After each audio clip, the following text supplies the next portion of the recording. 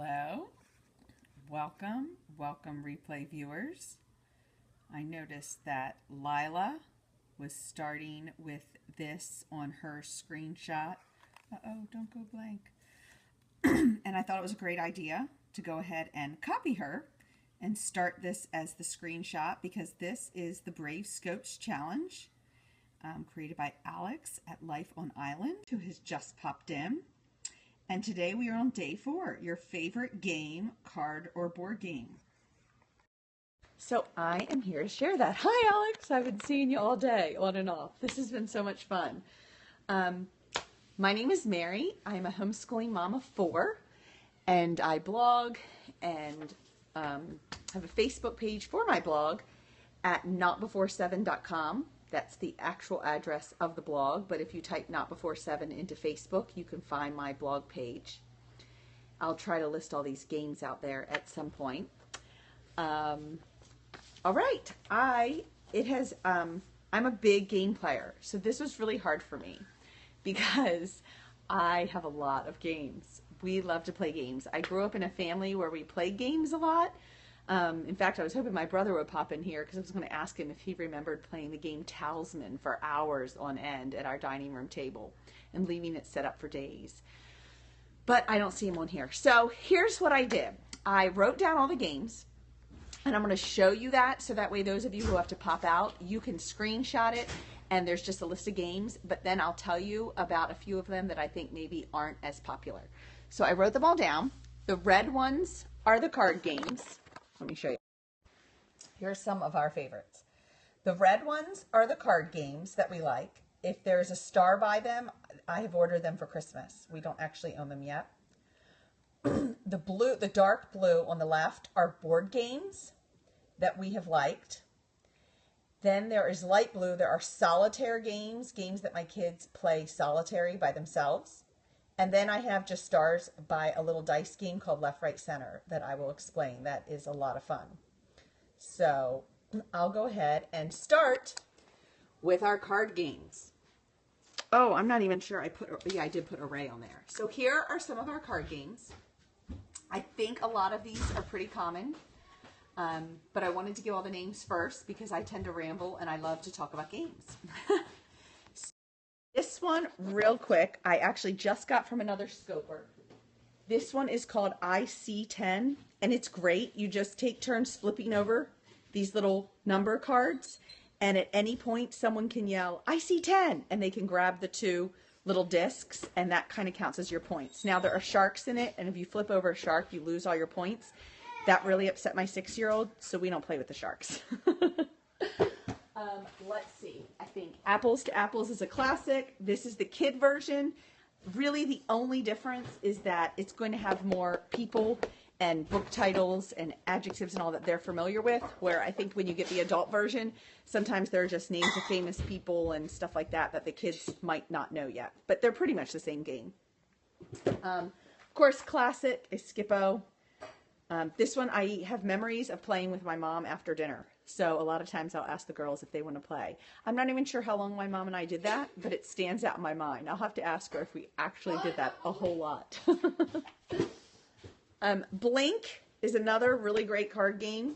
You have these little cards that have 3 attributes. They have the shape, the color, and how many are on here. Did you eat me? No, I'm seeing okay. how many people to And how many are on here. And what you do is there will be a card laying down, and you have to try to get rid of your cards, and you can either match the number, so this is 5 stars to 5 lightning, you can put it on there, or you would need, these would all match because of brown, but you couldn't put them on here because this has no attributes that match. This would. You could put a star on here because they're both stars. So it's kind of a good, quick thinking game, and you're trying to get rid of your cards, and then you could put the other 2 brown ones. So I actually could stack all 5 of my cards with a matching attribute. So that's how Blink works, and it's just a 2-player game, and it's fast.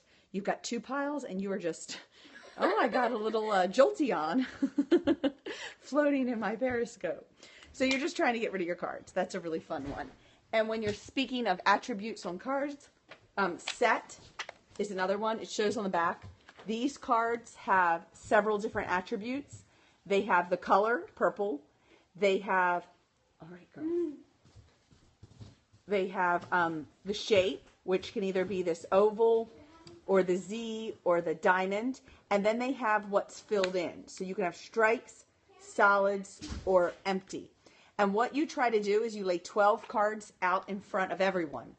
And you're trying to find a set, which means you're trying to find 3 cards that either, for each attribute, shape, color, and the fill-in, they either all have to match or they have to be one of each.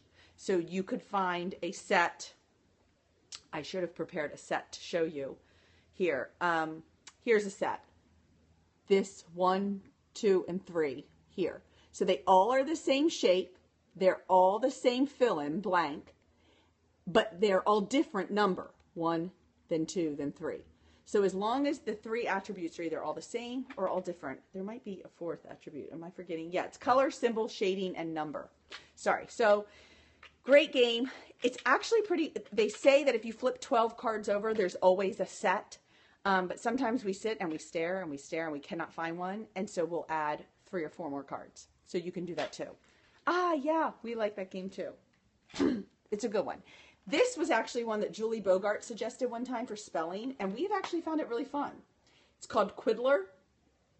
It's a little word game, and each game has 8 rounds. You have 3 cards, then 4 cards, then 5 cards, then 6 cards, and you try to spell a word worth the most points. So that's been a really fun one too. A quick one too. Yeah, I wondered if the kids would like it because it was spelling, but they actually do. And there's enough letters in there and variety that it's not too hard. Yeah, it's a fun one. Okay, array is a little different. We actually discovered after having it for like a year, we were playing it wrong. And we kept wondering, why is this game so easy? So this is a really fun game where you're matching colors and you're just kind of building an array. The nice one is it is fairly easy to learn. And you can play it pretty quickly. So sometimes the kids and I are bored and I'll say, hey, let's play a round of array. And it's kind of fun. But read the instructions well. And if you need help, you can find me on Facebook and tell me you need help with array. But after a year of playing it the wrong way, we finally figured it out. And the basics, these are all just colored cards. So you have splatter cards in it to attack your opponent. But you're basically trying to match up 2 colors that match. And on your turn, if you lay down, let's say this is out on the table, you lay down this one. The only other thing you can do is lay something that matches the card you put down. That's what we weren't getting. We were just kind of building it as long as we could, and we were winning very quickly. So you're allowed to put down 1 card into the design, and then you can attach anything you can attach onto that card. So, of course, if you're able to put down a 4-way card, where's the 4-way here? Like this one. Oh, this is a 3-way. Then you could add 2 more if you had those colors. So that's kind of how it happens. And on your turn, you can take any array that's on the board and you can split it if you can cover both of those. If you have 2 maroons, and then you can attach to those. So I'm not sure if that makes a whole lot of sense, but it's kind of a fun, easy game, so anyone can play. And then my last card game I actually own in the house right now is The Great John Moody. We love this one. I went on a mom's weekend and I learned this, and the women and I calculated that we ended up playing like 12 straight hours of this game. We just stopped for lunch and stopped for dinner. And somewhere around 2 a.m. we were like, wow, we have been playing this game forever. It's fun. It doesn't take a whole lot of thinking, but there is some strategy and skill. My entire family can play it. My youngest is 6, and the kids are 6, 8, 11, and 13. So the 6-year-old needs a little help holding his card. I actually got him one of those card holders in his stocking and sorting them. But then you're basically just putting down groups of cards. Pretty easy to learn. Now, the 3 that are on my list that I'm getting for Christmas, Coup is a fantastic game. Little hard for my 6-year-old and 8-year-old. My 8-year-old can kind of hang, but it's really for the older end. The parents love it. It involves some lying and manipulation. It's great.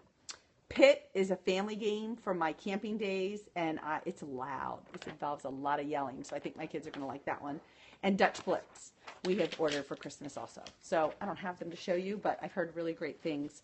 I've played Coup and Pit, and Dutch Blitz I have played once, but my kids haven't played. So moving on to the solitaire games. My daughter actually just received this one for Christmas from her grandma, and it is fantastic. It tells you where to put these pegs when you start the game. And then what you have to do is put these little Tetris-like swirly pieces. You have to fit them all on the board every time, but they have to only, there's little holes in them, and the pegs have to go in their matching color. So the challenges get harder and harder and harder. I'm not sure if that made a whole lot of sense, but we have really enjoyed that one. It's worth looking into. Thank you. And Laser Maze is another great solitaire game that's just like that. It starts with beginner, tells you how to set up the board, and you have to get the laser to hit the target. So you push it out, and you can add pieces to the board, but the end goal is for the laser to light up the target. So that one's been a lot of fun. I actually have bought Gravity Run. It's the same company and the same concept, but with marbles, and you have to set up the board to get the marble to a certain place. So that's one that someone's going to get for their birthday. He was just here, but he walked out the door. All right, the board games. I'm not going to go through all. I think everyone knows most of these board games. So if you see one you don't know, let me tell you, Ticket to Ride is probably one of my latest favorites. It is expensive, and I kept thinking, golly, is this game really worth it? I mean, I think I got it on sale for $32. It's worth it. It's so much fun. It takes about an hour, and the kids like it. In fact, the neighbor has asked for it now for Christmas, and of course her mom is thrilled with me because it's like $50 right now on Amazon. Pente is an old classic we love. Sequence, of course, hiding in there, is another great easy one. There's a junior. Dixit is one we actually got from, I will show you Dixit. I don't think it's as common. That we got off of some people from Brave Writer. And it is a pretty simple game that involves picture cards. So let me get those. Let's see if we can get this thing to sit here a second. Ah. Open. Oh, am I opening it upside down? No. Okay, these picture cards are beautiful. Let's see if I can get the iPad up here. So there's just beautiful artwork. And what you do is someone names an adjective or a line from a movie or any phrase they want, and you look at the picture cards in your hand, and you have to come up with one that best represents that adjective. So it's a great kind of learning game too. So let's say, it's kind of like apples to apples. So if you say, you know, creepy Harry Potter magic, well then everyone has to put in a card that they think best represents creepy Harry Potter magic. And then everyone votes on which card they think was the actual person's card. I guess kind of like Balderdash too. And and then you get points based on that. So we've enjoyed Dixit. Everybody likes that one. Stratego is a classic. Mastermind is a two-person logic thinking game about code cracking. This is one that a lot of people have never heard of, Skippity. It's great. It's kind of like checkers. You put out all these different color checkers on the board, and on your turn, you're trying to get as many of each color of the rainbow as you can, so you can move any of the checkered pieces and jump any. And you basically collect the pieces you want. After you've jumped them, you collect those pieces off the board. And in the end, your goal is to try, here's the actual board. Here you go. You're trying to get as many complete rainbow sets as you can. The winner is the one who gets the most sets of red, orange, yellow, green, blue. Not the most pieces. So in the beginning, you're just kind of jumping everything, but then you'll be at a point where you're like, wow, I don't need any more yellows. I really need to get the others. So in your turn, you can pick up any piece and jump as many pieces as you can. So that's kind of a fun one because any age can kind of play that. Of course, I've seen this one mentioned by many people. Blockus. Tetris on a board. That's what I like to call that one. It's a lot of fun. And if you didn't get Sorry Sliders back at that Christmas that they were sold out everywhere, Sorry Sliders is a lot of fun. It's a little twist. It has the sorry pieces, but you basically are like skiing them down the board. Here's the setup on that one. So you have these ramps, and you take your sorry pieces and you slide them into the center, and there's like bullseyes, and you're trying to land to get certain points. So that one has been a lot of fun. And I think that's all my board games. Oh, I put Mancala. Mancala's right here. That's a classic. That was in my math scope too. We actually just ordered it with a folding board. So if you get Mancala, I would encourage you not to get the open board like I have, but to get the folding board. And the kids are all coming in. So perfect timing for my last game. My last game, left, right, center.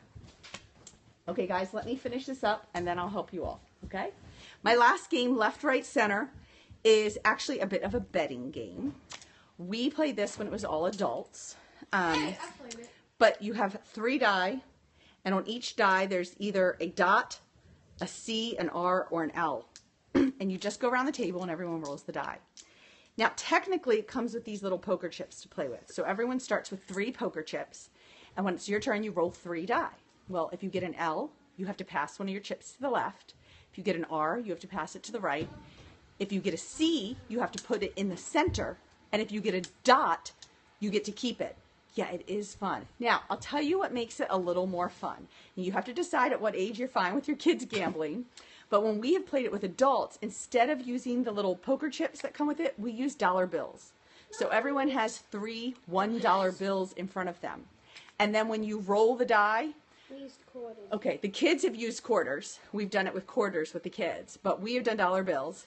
And so if you can get like 12 people at like New Year's Eve or something at a party and everyone just brings $3 to play around, well, someone's going home with 36 bucks. And it's kind of fun. It gets very tense because you're never out of the game till the end. So even if I roll and I get an L, an R, and a C, and I pass $1 to the left and $1 to the right and $1 to the center, well, I still have people on either side of me that if they roll and get a left or a right, they're going to have to pass me the dollar. So it really isn't over until the last dollar is left. And that's the person who gets to take home the pot. And it might be, I have to check the rules, if it's that person puts it in the center and that's who wins it, or it's just the last dollar left. It might be whoever puts it in the center. I have to check that. So you can play with quarters. It's whoever has the last. So that was everything. Thanks those of you who hung in here with all those explanations. That's why I gave the chart at the beginning, so you could just screenshot it and move on if you wanted to. But I'm looking forward to seeing everyone else try this. If you're new, then hashtag BraveScopes, and you could do the Day 4 challenge and share your favorite games with us. You're welcome. Yeah, I always have lists of games. I'm always ordering games. I think it's like, it's kind of like clothes. Like some people order shoes. I like to order games. So we definitely need to go through ours and get rid of some. So my kids all scope at Brave Wilson's, and maybe they will share their favorite game today too. We'll see. All right, time to go. Bye-bye.